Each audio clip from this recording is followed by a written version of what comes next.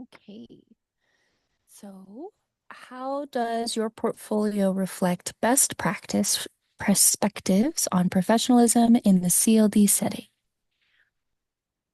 Well, um, gathered artifacts, just things that I've been using in class for the last year and a half or so. The evidence of the artifacts is really just collaboration with the cohort in TESOL and then with my PLC and then just things that I've put together. And so some of them are failed activities that I did include one of those in my portfolio, Hmm. um, but most of them are tweaked and um, well, essentially best practices because they ended up working and got some data out of them that students were learning and progressing and they enjoyed. So Hmm. but really the professionalism piece of it was using what I got out of the courses and working with other teachers and people that kind of had some experience in it. Hmm. Okay. Um, so what are the common threads of your portfolio and are they clear? I hope they're clear. I feel like they are in my head, but uh, it's all an underlying theme that we're looking at kind of modernized strategies combined with, I would maybe say older strategies, but yeah, it's using everything possible and not having a closed mind to what you could use to help students learn and engage them in the classroom, essentially. So yeah. Hmm. All right. How has the identification of common threads and or a theme in your portfolio prompted personal or professional growth? I feel like for the last year, I've been kind of dancing around the same thing about trying to do things that really tie to students' biographies and engage them and tie in culture. And culture is so important with U.S. history and understanding other people's perspectives. And so actually compiling all this into a portfolio led to the realization that I've had this theme really for a long time. Um, but I don't know, put it together uh, Hmm. during this process of I don't know, that everything's a process and it's all intertwined together and you can't have one piece without hitting all the others. You got the building students' biographies and the pre-assessment process that leads to instruction and then Hmm. assessment, authentic assessment from there and then reflection is just a consistent process. All right. In what specific ways does your portfolio reach into the student experience? Well, it's I tried to do it all from perspective. And so um, going back to some of the actual activities I did, looking at the perspectives of people in history and trying to understand why people do what they do, really leads you to try to understand why students do what they do and their perspective and experiences coming into the classroom. And so just taking how we teach history and applying it to our students and Hmm. taking into account all of the, I don't know, daily experiences and skills and Hmm. barriers that they bring into the classroom really um, helps you get a glimpse of how you can impact their day to day, their comfortability in the classroom, their learning process. All right. How have the questions you asked yourself about common threads in your portfolio changed over time?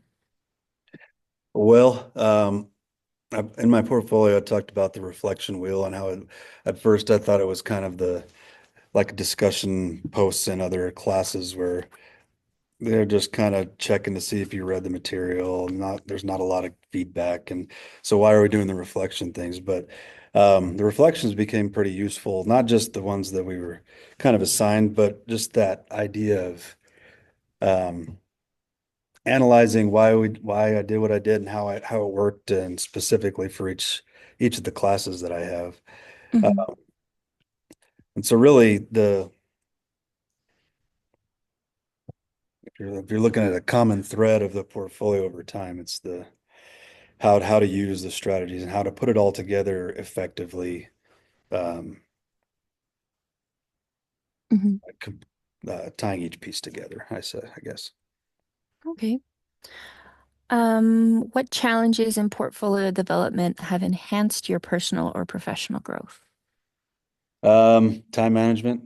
No, that's a big one. No, but I don't know, just the constant reflection, looking back on all the things I've done over the last year and trying to,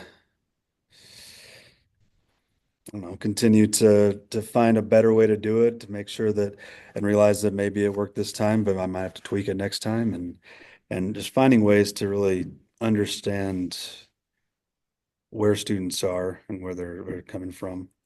And Mhm.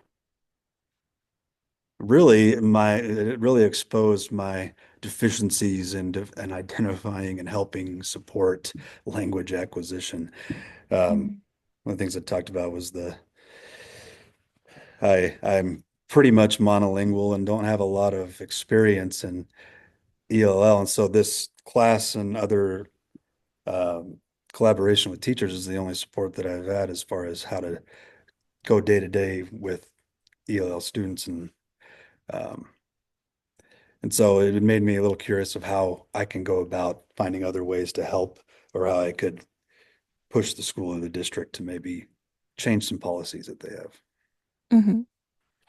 Okay. Um, so what questions of interest has the portfolio development process raised?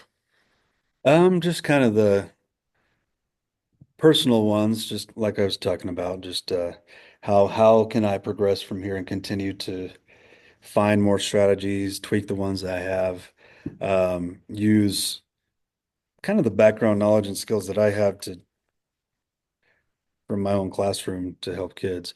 But really the on a bigger level, Mhm. I would like to see more support from the school and professional development and support for teachers. Um, just questions about using native languages in class to help them when you're looking at the importance of their proficiency level in their native language and how impactful that is towards the second languages and everything else. But how I can use maybe position and leadership team or the um, maybe some of the involvement with district initiatives that I'm involved in to start bringing up that conversation a little bit more because I feel Mhm. like the district is severely lacking with actual supports and knowledge at the teacher level of ELL and SPED processes, and I don't know, Mhm. it can get better. Yeah. What important items or pieces of the puzzle are missing from your portfolio, and how will you address these in the future? Ooh, let's see. So, um, I would like to work more on maybe I don't know, maybe assessments, and then using assessment data effectively. I feel like I touched a lot on informal assessments and kind of quiz checkpoint type things and getting creative and tying it to students. But how do I take a district level assessment that isn't very good that I have to give and get something useful out of it, Hmm. and make it meaningful to the students, I guess Yeah. that would be one. Okay. So that was the end of the round one questions. And for round two, it says I'm supposed to ask you 3 to 4 questions. Um, so you had actually already mentioned um just the sometimes lack of information, the gen ed teachers know with regards to special education. What would you what would you want to see? Like, are you wanting like a professional development day like we have on Wednesdays where one of the sped teacher goes up and kind of gives you guys a rundown or I think it's a complicated thing. I think that the SPED department has a lot on their plate and Mhm. is it's a big department, but it seems spread pretty thin. And so maybe I don't know if it's even possible at a school level, but having more sped presence in classes that are not math and English. I know it's Mhm. you don't have inclusion in social studies and stuff, but um just I don't know. I think we were getting better this year about um having the information available. I think it's more making sure that admin support teachers following through on what they're supposed to be doing, improving lines of communication, um, Mhm. just basic organization communication stuff. I mean, a Wednesday PD wouldn't hurt. Um, the problem is getting this Mhm. up to Engage. engage. Yeah. Yeah.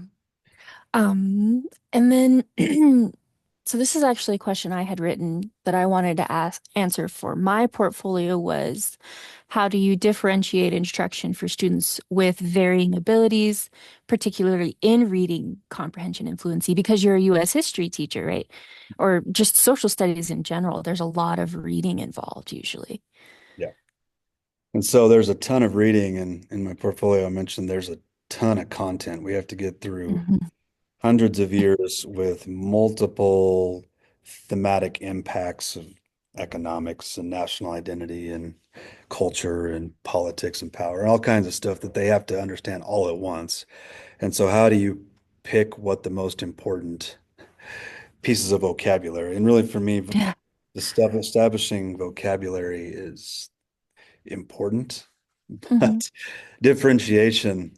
Um, I don't know. It starts with the student biographies and getting to know kids and kind of where they're at and what they bring into the classroom. And then all of everything's an assessment as you go through. Hmm. It's really kind of hard to break up people in high school US history into small groups or differentiate. It's possible. It just takes a lot of work on the teacher's part. And so I guess that would be another place of differentiation is always really hard to make it effective. Yeah. To essentially But have three different lesson plans in one. yeah, exactly. But I just try to utilize all of the resources I have, and a lot of them honestly are kind of modern online things that engage the kids that already have the built-in remediation and I don't know, Hmm. sometimes Lexile levels of articles and stuff. And so you can break it up like that and send it out in groups and Hmm. um, just mainly leveled stuff that they work on independently.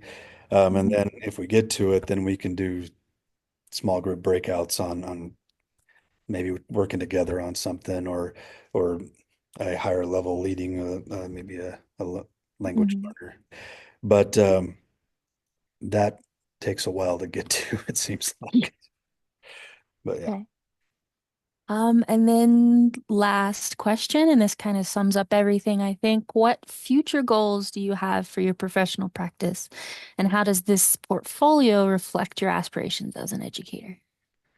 I want to continue that building the educational process that I have started to tweak is implementing the reflections about all the units and activities that we do, and then tying in student um, biographies, um, getting students engaged and interested in history is always Hmm. a continual thing, but I think you can do that by knowing them a little bit, knowing what's important, knowing what they want to do eventually with their lives if they do, um, to get them engaged. And once they're engaged and once they know that you know them, then hopefully that leads to deeper conversations, more buy-in. And so figuring out how to just continually improve all the things that we've talked about at Hmm. each level. And then the other piece is kind of like I talked about is advocate for better communication, better understanding of policies. I haven't taken educational law in New Mexico. So that might answer some questions, but why do we have the policies we have on Mhm. all these things. And so just kind of being more aware of the process instead of it. What I don't want to do is get a student from Thailand again, and I have no one in the district speaks the language, and I don't know what to do with it, and with activities, and they're both just kind of staring at each other. And then a Mhm. couple years ago, that's where I was at, but now continuing to build on those All right. skills and resources. Okay. Well, that's all the questions. Thank you very much. No problem. Just in time for lunch.